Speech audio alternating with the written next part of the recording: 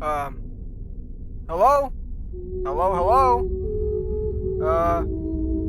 If you're hearing this, you probably think this franchise has gotten a bit out of hand. I mean, if I had to read over 30 books, brighten up teaser images, and read the source code of a website to figure all this stuff out, and still not know what's going on, I'd lose my mind too. These are video games after all, so let's approach it from there. And see what a timeline of Five Nights at Freddy's would look like using only the games.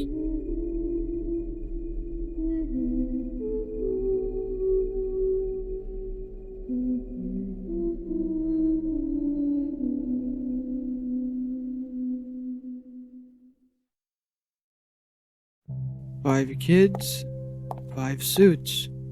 So what are you? What's this? You thinking what I'm thinking?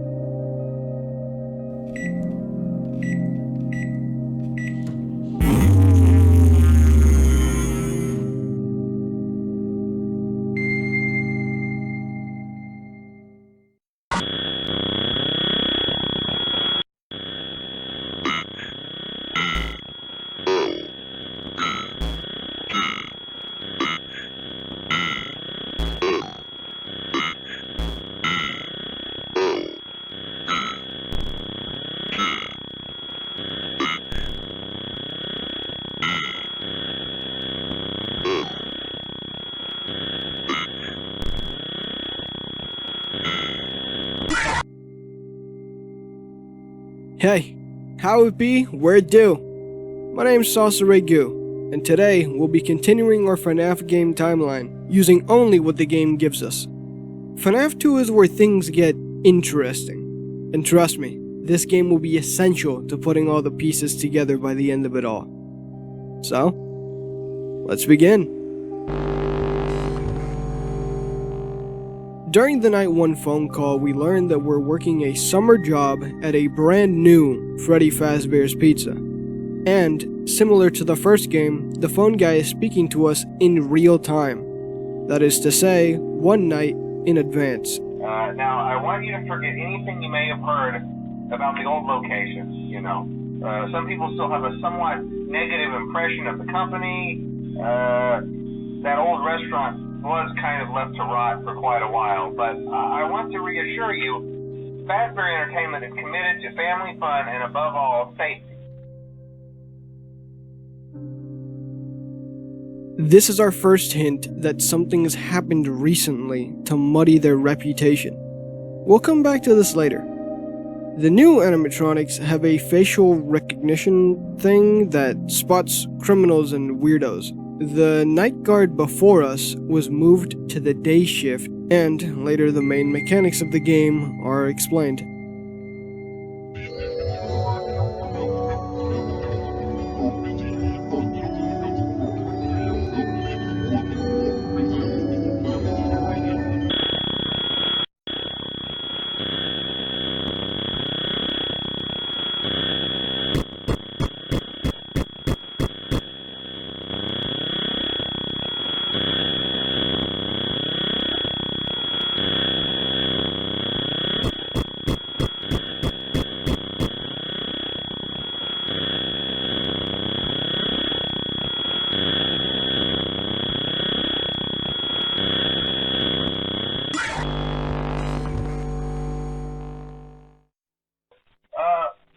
You've noticed the older models sitting in the back room.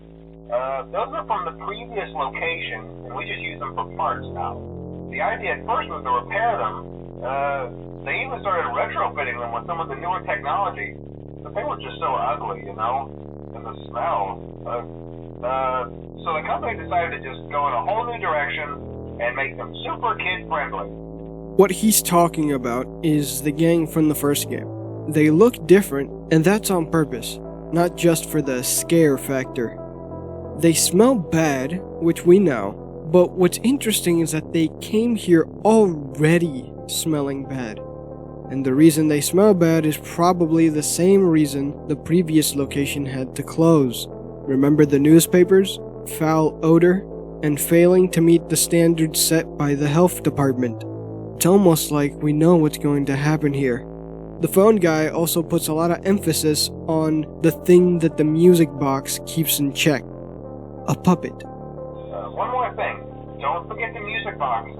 I'll be honest, I never liked that puppet thing. It's always thinking, and it can go anywhere. I don't think the Freddy mask will fool us, so just don't forget the music box.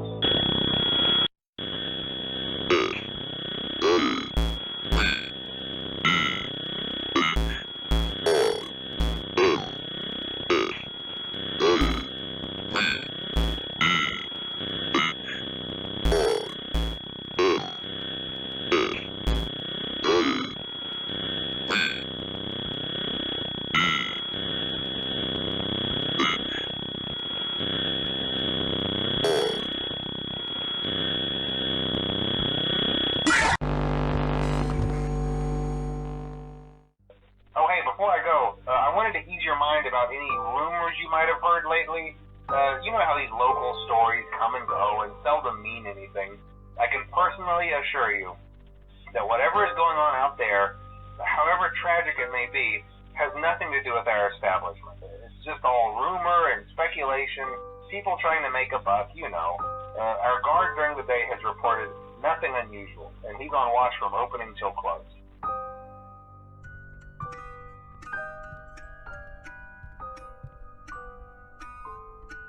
You're doing your best, and that's the best anyone can do.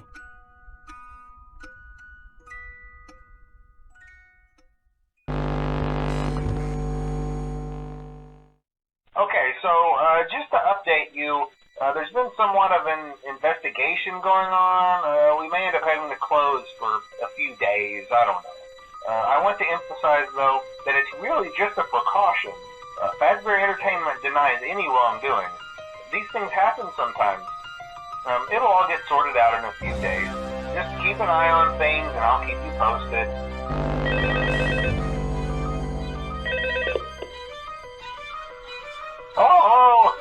Hey, keep a close eye on things tonight, okay? From what I understand, the building is on lockdown. No one is allowed in or out, you know, especially concerning any previous employees. When we get it all sorted out, we may move you to the day shift. The position just became available. We don't have a replacement for your shift yet, but we're working on it.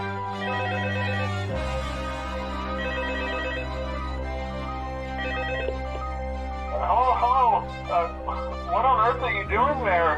Didn't you get the memo? The place is closed down, at least for a while. Someone used one of the suits. We had a spare in the back, a yellow one. Someone used it. If it wasn't obvious by now, this game takes place before FNAF 1, and the events that play out in these phone calls are the missing kids incident we read about in FNAF 1. Our paychecks for nights 5 and 6 give us the explicit date of 1987, though I will point out that it says November, but these calls are recorded in real time, and the missing kids incident was reported on June 26, which falls in line with everything we've been shown so far. So I'm considering the November date is most likely an error from it being carried over from the first game. Previously, I believed that the animatronics weren't haunted because there wasn't any real evidence in the game to support that. But in the 8-bit minigames that I've been showing you, it's very clear that this puppet is some sort of supernatural being and has given life to at least the FNAF 1 cast. That includes the enigma of this yellow Freddy. And knowing that it's 1987 means that the first mention of controversy and the reason the previous location was shut down, without question, was the bite of 87. I believe that it's already happened and that it wasn't in this location. What shut this place down was the investigation and arrest of the man behind the slaughter, aka the security guard on the day shift. Night 7 is another custom night, but when you beat it, it's not Jeremy who gets fired, the guy we've been playing as, it's Fritz Smith, which on one hand makes sense because Jeremy got moved to the day shift, but at the same time, it's odd that Fritz tampered with the animatronics on his first ever shift, leading to him getting fired. Now that we have everything laid out on the table, we can make our new timeline. So, if you made it this far, consider subscribing, like the video, it helps a bunch, and it lets me know you enjoy this kind of stuff. Also, I have a Ko-Fi, if that interests you. Alright, you ready? A couple of years before 1987, a child was found dead outside a Freddy Fazbear's Pizzeria.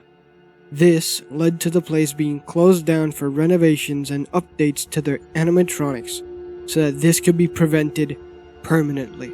During that time, however, at a different Fazbear's location, 5 kids were killed. And as far as the public knew, they had just gone missing in the general area. The killer knew that since the animatronics were old and malkept, nobody would think twice if he hid the bodies inside them. Then they continued to do their job as usual until the new and improved Fazbear's Pizzeria was up and running again.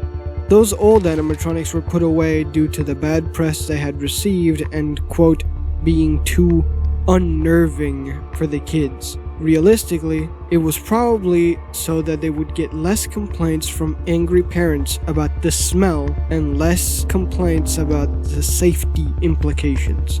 The new location opens June of 1987, ready for the summer fun and welcome by all due to the updated and kid-friendly toy animatronics. But someone had tampered with these animatronics, since their facial recognition could have been a threat to the monster that walked among them. This tampering then led to complaints by parents and staff who felt as if the robots had it out for them.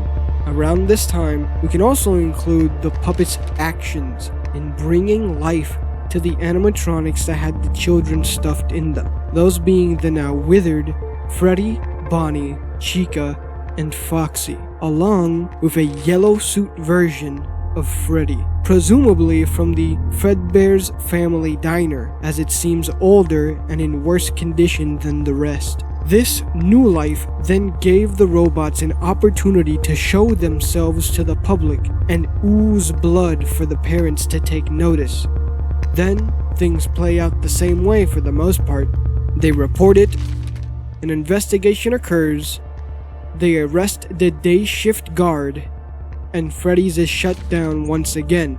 Then everything goes quiet until somewhere around 1993 when we know the first game happens, in which, with new context, is now a haunted establishment with these robots powered by children's souls, looking for something. Closure, perhaps? Revenge? It's not clear yet. But I know that the answer to that question lies within this, and figuring out who is me. That's a timeline for FNAF 2, using only what the game gives me. A lot more questions than answers this time, which isn't bad, could be worse. And trust me, with what comes next, this little horror story has just begun.